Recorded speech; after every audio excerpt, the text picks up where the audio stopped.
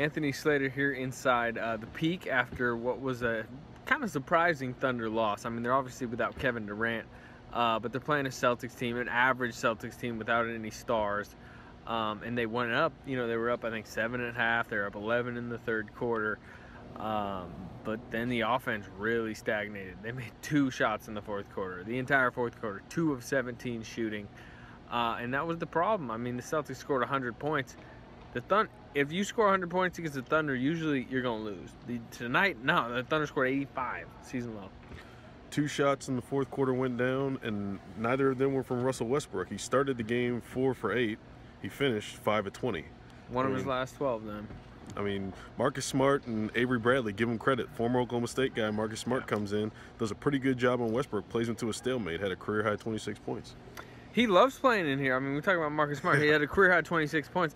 He had 25 last year, so I think his 2 career highs are here. 7 threes last year. He was really good. I thought, defensively, him and Bradley, as you mentioned, they really tinker with Westbrook enough to really throw him off his game where he, I don't know how many assists he finished with, but, it might have been a season low. I mean, we're talking about the assist leader, and that might have been an issue with the offense. And then I think another issue with this team right now is this bench, which, is supposed to be the strong suit.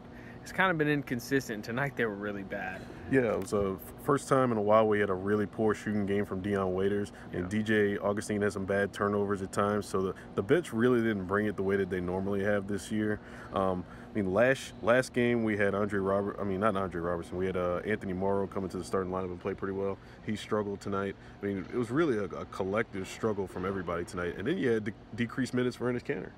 Yeah, only I think 16. There could be some arguments. Hey, it's tougher for him to get out on the stretch for us that Boston had. Mm-hmm. But when offense is the issue, Kanter's, in this team, he's probably your second best offensive player now that with Durant out. You could argue Ibaka. Ibaka was really nice on the mid range tonight. But I'm kind of with you there. I think Enes Kanter needs to get more minutes, especially in a game like this. He didn't. 18 turnovers. I know you wrote about the turnovers for Sunday. They had corrected the issues. I think they really popped back up tonight. 12 of those 18 came from the bench. 5 from Augustine. 3 from Singler. 3 from Waiters. Offense just clearly the issue. Yeah, I mean, the offense really sputters when you can't control the turnovers. And it led to the Celtics getting out in a fast break and beating the Thunder in fast break points, which you normally haven't seen this year either. Tomorrow, tough back-to-back. The Memphis Grizzlies have been struggling, early on this season, as have a lot of teams in the West, really, surprisingly. But you're still playing in Memphis without Kevin Durant on the second night of a back-to-back, trying to correct offensive issues against arguably the best defense in the league.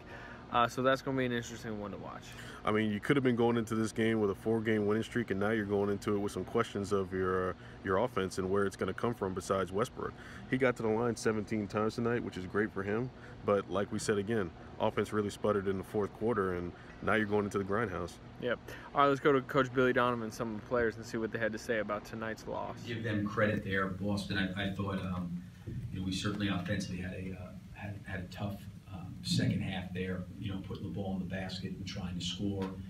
And then obviously, I think with our lack of points in production, they stayed pretty consistent there offensively.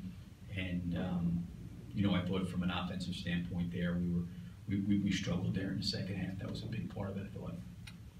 Why did you struggle? I mean, you only made 2 shots in the entire fourth quarter. What was the reason? Yeah, I think that couple things. I think one, give them credit defensively, but 2, I think one of the things I've got to try to really help these guys with and through film and moving to obviously having to play again tomorrow is them having an awareness of different guys that are open, in certain situations when we're catching the ball in certain areas of the floor. There's times we do a terrific job of it and we find other guys, and then there's sometimes we don't do such a great job. And that's something I think hopefully as we're trying to build and get better at those things that they'll see it more often. But it was a game for us where even I think when we got out of rhythm there a little bit offensively, even when we did get some pretty good shots, we weren't able to make them. The one positive I thought was we got to the free throw line, which was encouraging because I think at times it's been a little bit of a struggle for us. But certainly from an offensive standpoint, I thought at times we had some good looks we didn't make. And there were some times we probably could have made a little bit of another pass or an extra pass.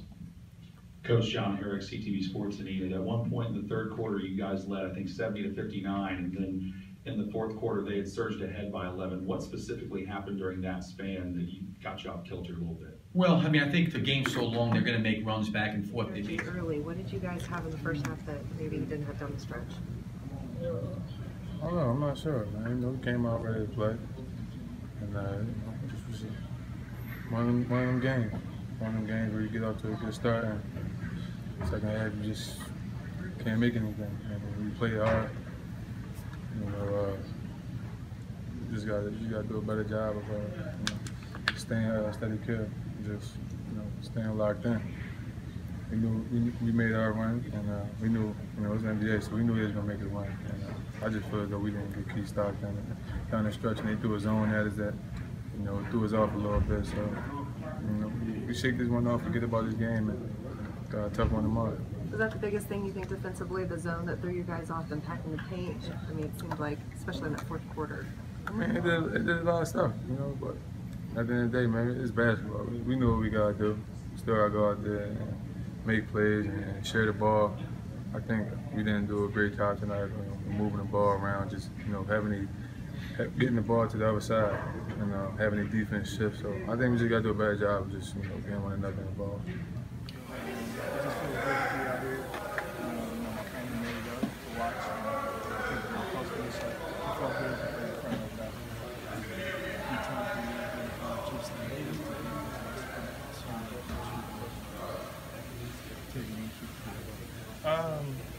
That's the type of guy that Russ is. He loves challenges, and he's going to try to do his best every time. And vice versa with me. So, you put two guys like that against each other, obviously you're going to knock it. Not intimidated at all. Not at all. You can't be. You know what I'm saying? So, and Russ knows that and understands it. And I know it. And like I said, I love those type of challenges. And if it was easy, you wouldn't want to do it. What thoughts about this game? We just didn't pick our intensity up physically. I thought just wasn't ready. In that second quarter, first half, energy seemed to be better, rhythm seemed to be a little bit better. What changed in the second half? Just being more physical. I think we got to do a better job of just locking in on what we're supposed to do and do it for 48 minutes. Quick turnaround before this Memphis game. Completely different type of team that you'll be playing against. What's going to be key tomorrow night? Go in there with an edge. Got to go in.